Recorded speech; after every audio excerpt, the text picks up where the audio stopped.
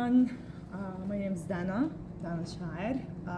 I genuinely came unprepared today because it's really hard to kind of decide where to start when you're talking about your life and about your people. So I'm just gonna start. I'm doing my master's degree here at the University of Melbourne, doing international relations and politics. And you know, as a Palestinian, studying politics in Western University, it's really like you can see and you can feel and you can experience the Eurocentric narrative and the bias that even academia has against you as a Palestinian. So,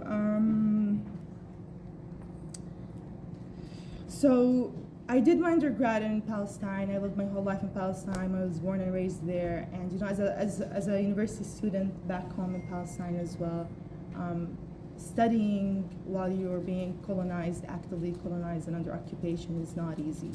It affects every single aspect of your life. The tiniest, most unimportant details that you can think of are affected by the Israeli Zionist colonialism of your land, of your people, of your culture, the theft, everything. It wasn't easy for us to go to universities or to afford paying tuition, but Palestinians are very resilient, so we are the most educated people in the Middle East and one of the most educated on the planet.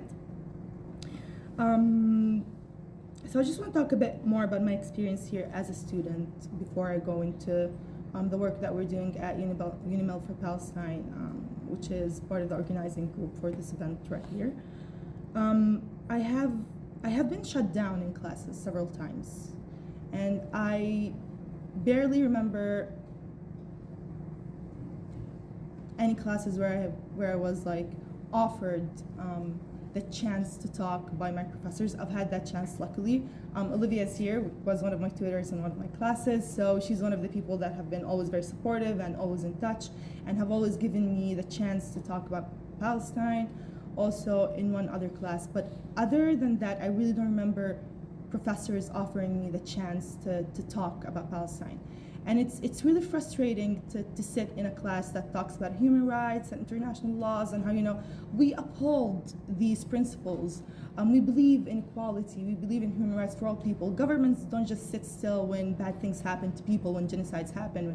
And I'm like, can I say something? And they're like, yeah, sure. I'm like, what about Palestine? And I would go about what's happening, and everything that I say is facts. It's well-known facts. People already know these things. And the answer that I always get, well, if I'm not shut down immediately, the answer that I always get is like, well, to be honest, we don't know what to tell you. And like, what's the point of sitting in a class studying a master's degree or a PhD or an undergrad in an academic environment where we're supposed to be surrounded by the world's most intellectual people, the most critical people, the most critical scholars and thinkers, if the world's, I don't want to say most important thing, but this has been happening for over than 75 years. And the international communities, your human rights, your international laws, your humanitarian laws, your conflict resolutions, the United Nations and all its bodies, the ICC, ICJ, if none of them is capable of finding a solution to Palestine, the atrocities and continuous non-stop ethnic cleansing that is happening, whether it's on the ground, on social media, culturally, whether it's displacing people, killing people, imprisoning people, everything. If we're not here to find answers to these questions, where are we supposed to go? And I have always been shut down. I have always been, or like 99.5% of the cases, I have always been told, well, we really don't have anything to tell you. I'm like, okay, how about we discuss a solution? Maybe I can bring a different perspective. And there was like, no, we have to move on. Yeah. On the other hand, anything that is not Palestine related, they talk about Israel as if it was a democracy. And I'm like, I can tell you that it's not. And I'm shut down immediately. They talk about Ukraine and Russia the whole time. My entire degree since the Ukraine-Russia conflict started has been in every single class about Ukraine and Russia. And like, can't you see the hypocrisy and the double standards of you putting Ukraine and Russia as the most important conflict in the world, the most recent, but the most important conflict in the world, but at the same time dismissing entire decades of oppression and colonialism and wars and genocide and ethnic cleansings that are happening everywhere in Palestine, in Congo, and Sudan, with the Rohingya Muslims, everywhere. Why are we focusing on that? And always, there's no answer. We choose to paint whoever we want to paint as the bad people, and we, the US, Europe, Australia, the UK, we're the good people, which is completely not true. I've been very vocal in classes, I've been disruptive. I've been told that I'm too Palestinian. Yeah, believe it or not, I have used my voice in every single essay that I can to talk about Palestine.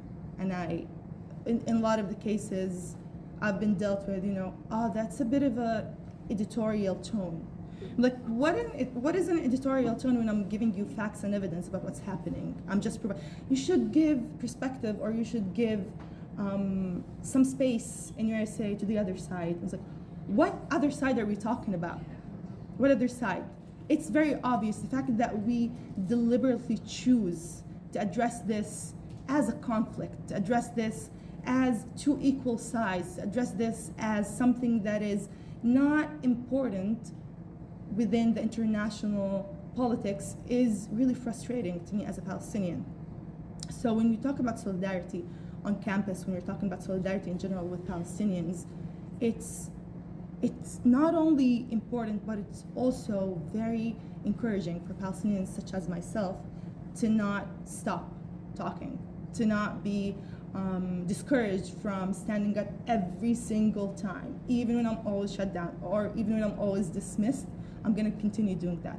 And I do that because I want other students to understand and to learn about Palestine, because the way that the narrative goes in classes, the people that are very oblivion due to mainstream media, due to the narratives, and to the academia that is being taught, the critical studies and the critical scholarship that we're being taught is so dismissive of Palestinians and keep painting Palestinians and people without intellectual agency or political agency, or just some kind of dismissive random population that just popped out of nowhere, and that's it. So I think that having solidarity allows us as Palestinians and pro-Palestine communities, whether students or academics or organizers or organizations, to really just keep going, no matter what. Keep going. We can't stop. I know I only have 10 minutes, and I know that I talk a lot, so I'm just gonna focus on Unimelb for Palestine. So we are part of, Jasmine is a part of Unimelb for Palestine, Jazz as well, Hamad. We have a lot of people. We are a group of academics, students, and alumni who wants to organize for Palestine. We have very specific goals, Sahar as well. We have very specific goals. Kick Lockheed Martin off campus. Why in the first place?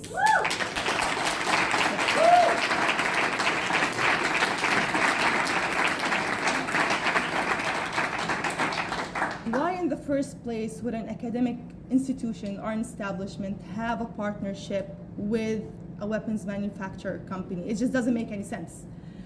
So this is the most important thing that we're working towards, pressuring the university to cut its ties. We're also working on hoping that the university would also rescind its recognition of the anti-Semitism definition, which is so problematic because it is also part of what's happening in classes, where you can see that some of your professors and some of the students are kind of a bit reserved on being vocal or even stating facts because of that, because of the weaponization of anti-Semitism.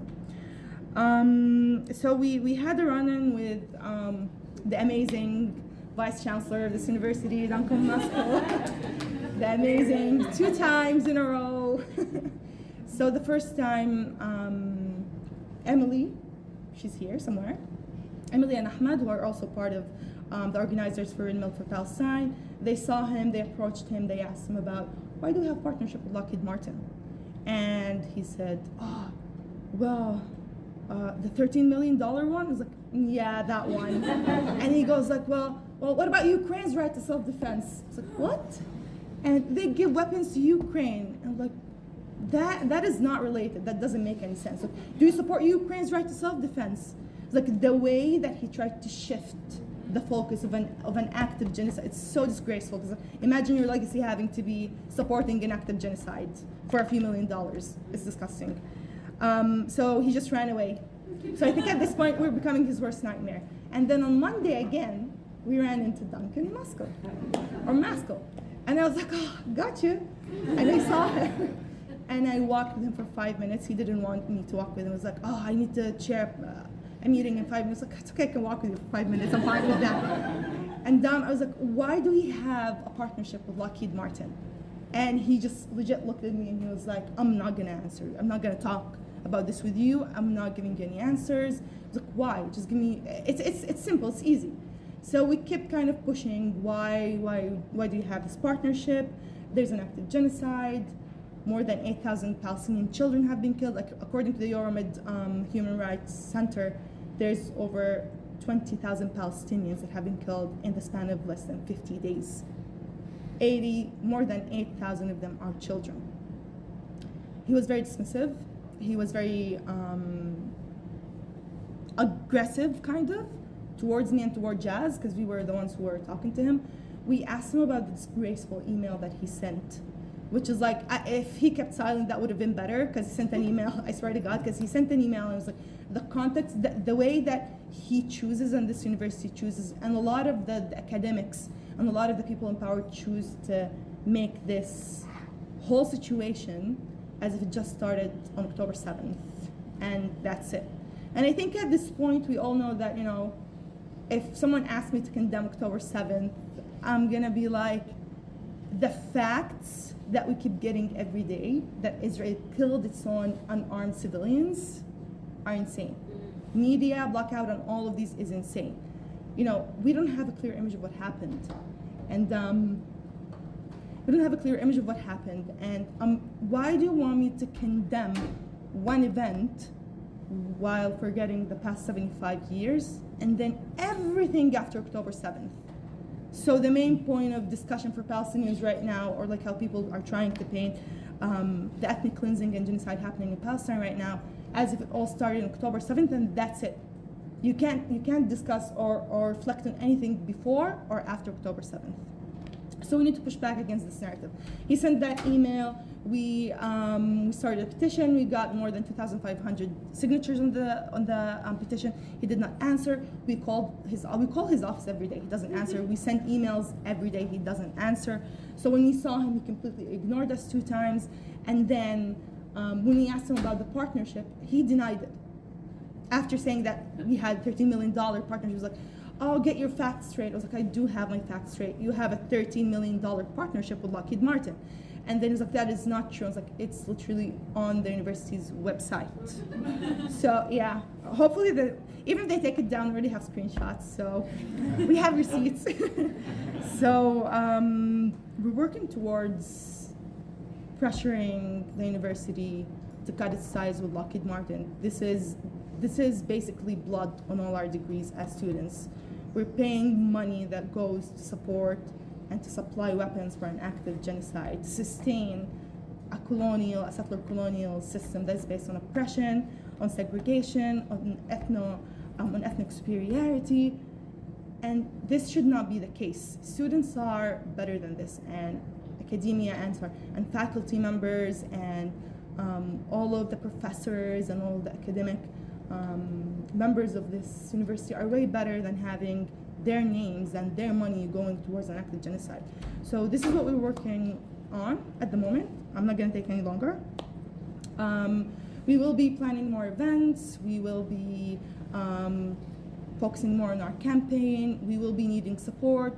And I hope that anyone who can provide any kind of support to reach out to us. This is very important. And I think if we can get to kick off Lockheed Martin off of Unimelb campus, we'll be able to launch a ripple effect all over Australia.